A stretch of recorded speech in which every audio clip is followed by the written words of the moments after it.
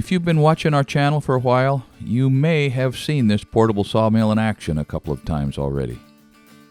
It shows up for the first time in a video we made called A Sawmill Story. That video was filmed in 1981 in Powell, Wyoming, and I was 28 years old when I made it. I was sawing a couple of lodgepole pine logs just before I packed my family up and moved them to Las Vegas. Now Nate got a hold of that footage and uploaded a video to YouTube with using that footage as a raw material, and it tells the story of how, why, and where I built this thing in 1979 and 1980. Then just a couple years ago in another video we introduced you to Matthew Brady, who's the most recent owner of this life-threatening Rubik's Cube, and we made that video just not long after he bought it and moved it down onto his farm and was just starting to get the old boy set up and work out a few of the kinks. Well, today I've hauled down here, and it's about, I don't know, maybe 40 miles from my house, a really nice western red cedar butt log that was killed in 2021 by the Archie Creek Fire. That's the worst forest fire in recorded history in Douglas County. And then it was salvaged by a local rancher out of the Rock Creek drainage, which is where I grew up, and where frankly I had some of my most formative experiences as a kid. And then just to round out the story for a sentimental old guy like myself, I'm going to be using some of these boards on the gate that I've been building going into the entry to my house. Who can anticipate the blessings that come into our lives? And who can be thankful enough for how good God is? If you've never been around circular sawmills, especially a large diameter blade, you need to know they are more than just a little bit fussy. And I knew that if a mill is not running smoothly, you can really mess up a lot of lumber before you get things figured out. So I asked Matthew if I could start the morning with a test log, in this case a much smaller diameter incense cedar log, just to sort of work out the kinks before I started whittling away at the one nice log that I brought down with me.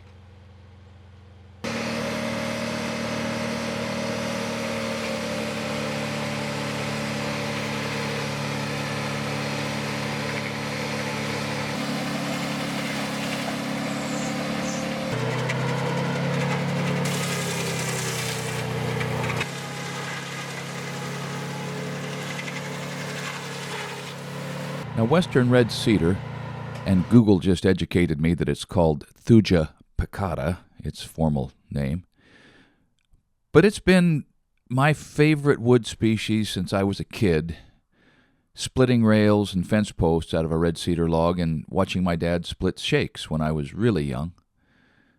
It is, I have learned over the last 47 years, the most versatile wood that I know of. It's a beautiful tree to begin with, and the wood itself is fragrant with a beautiful cinnamon color. It's very decay resistant, and it's just a pleasure to work with every time you get the chance. And for the Indian people of the Pacific Northwest, it was central, absolutely central to their existence. For this and just a lot of other reasons, I just love western red cedar. All right, roll that back. Yeah, perfect.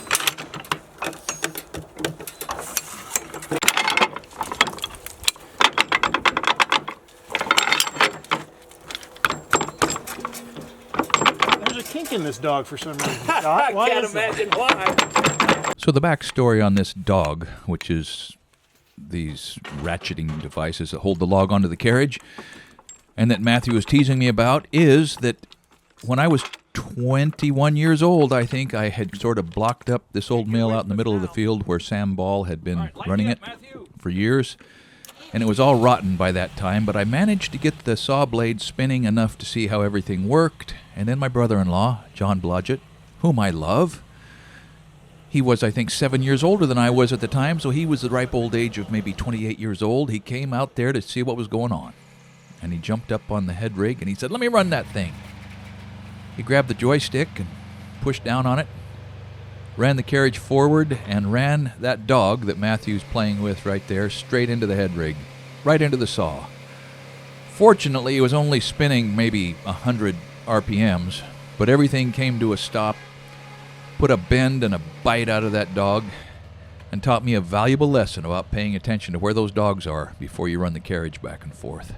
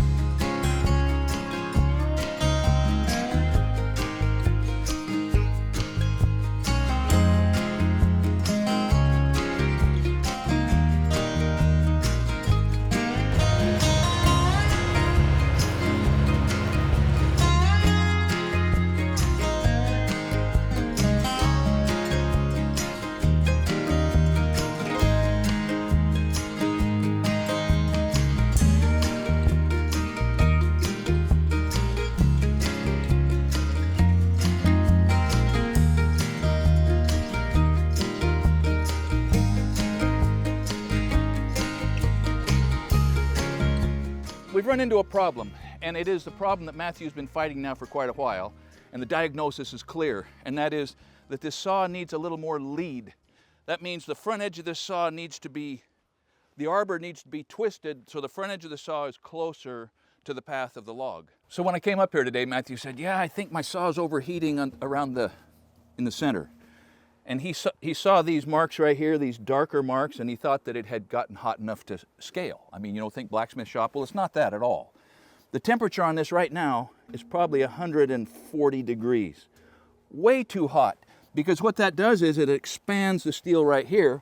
This out here is much cooler, even though the sun is putting a heat gain on this. That's a secondary problem. But this expands and this stays small, which changes the tension in the saw.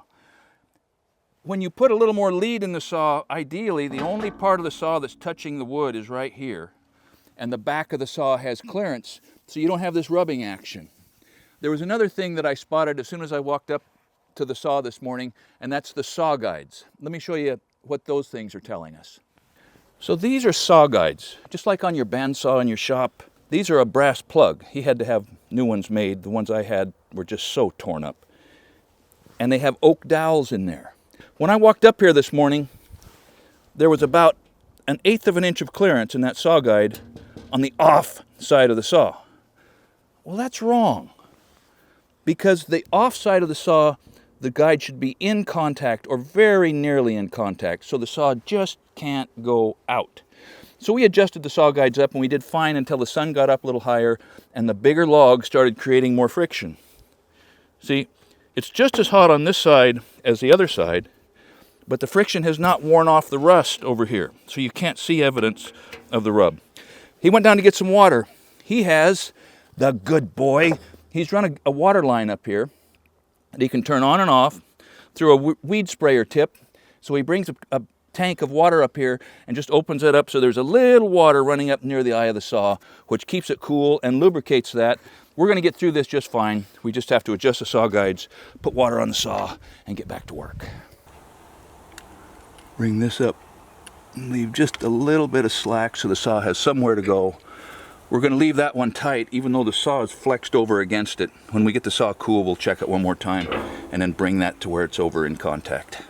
So you see these bits? I think these are called chrome inlay bits. I never had these. I never found them, I never had them, I never bought them. I just bought steel bits and filed all the time. But these things are so hard that a regular file will not touch them. And I think he has a little grinder he puts on here. I'm not sure how he files, but he's got it nice and sharp. See the points? The points are nice and sharp, and that's critical. If the points aren't good, you just can't cut. These are nice and square, and they're long, and the gullets are doing their work.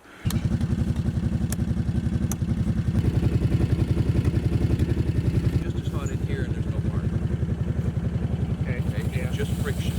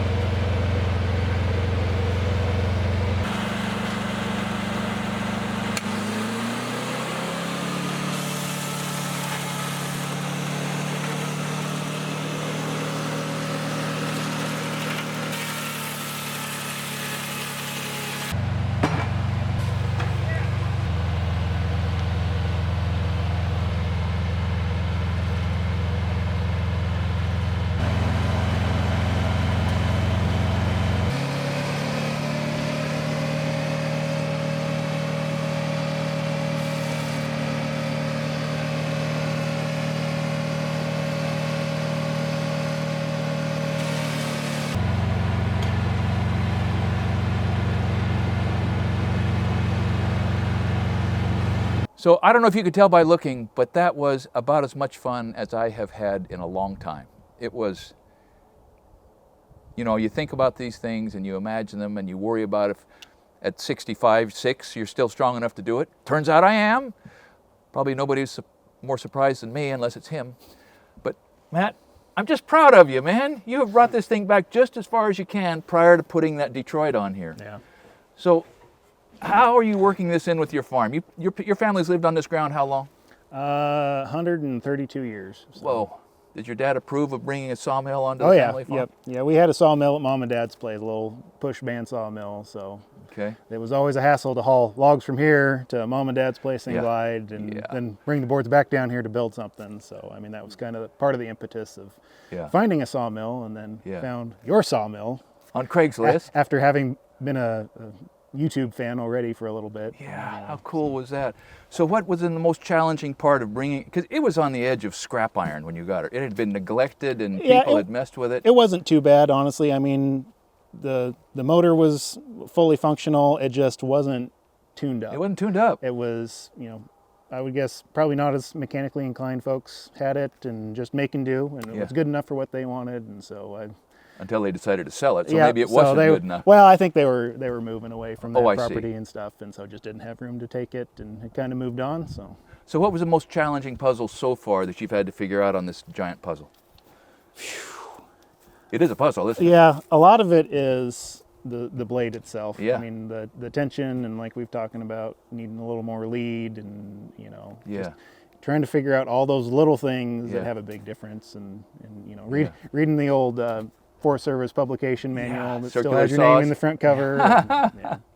So are you going to tinker with the lead, or are you going to shine me on and just keep running? No, I think it's worth figuring on a little bit, and so I Yeah. don't know if it's just loosen those pillow blocks up and put a Yep. little more set on that. Got the and- set screws on and there. You see Kind those? of just by guess and by golly, or That's it. actually run a little lead and measure it out. And Yeah, I'm what not you can sure. do, you can hook a string on the back tooth and put a little offset block in there, like a Mm. half inch or something, and stretch it out tight to where you're parallel. You have a Mm. half inch offset on both edges, and then just start bringing this side of that thing back and just incrementally change it and measure to that string. And if the wind's blowing, you're spitting into the wind. But if it's a Yeah. calm day, Yeah. you may find you've got reverse lead on this. Mm. But if you do that and you see you've already got a ton of lead, then everything I'm telling you is wrong, Yeah. and it's something else. What's the goal? Is the lumber all for farm and like your own use, or you got people Yeah, coming I've- knocking on your door for it, or what's the? I've got a few dependable folks that I sell lumber to. You know, I've tried Craigslist and Facebook Marketplace, and just get a lot of tire kickers, and I've got enough other things going on that I don't have time for tire kickers. Yeah.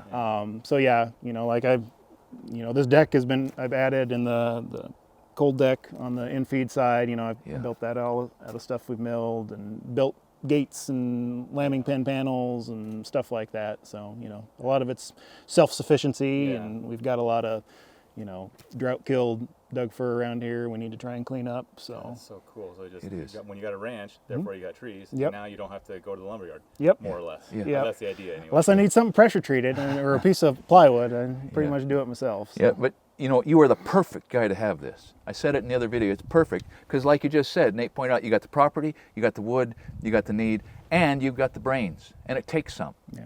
So I'm going to be a customer of yours because I've got to put a new roof on my shop. Mm-hmm. And that's exactly the thickness we're going to cut to put sleepers right over the top of the existing purlins, right over the top of the existing roof. And then, anyhow, so we'll do that, you know, maybe out of some of the bug kill fir, incense, or whatever you got. And I might even come down and help you. Yeah. Help you. Matt, thanks a million. Thank What a you. pleasure.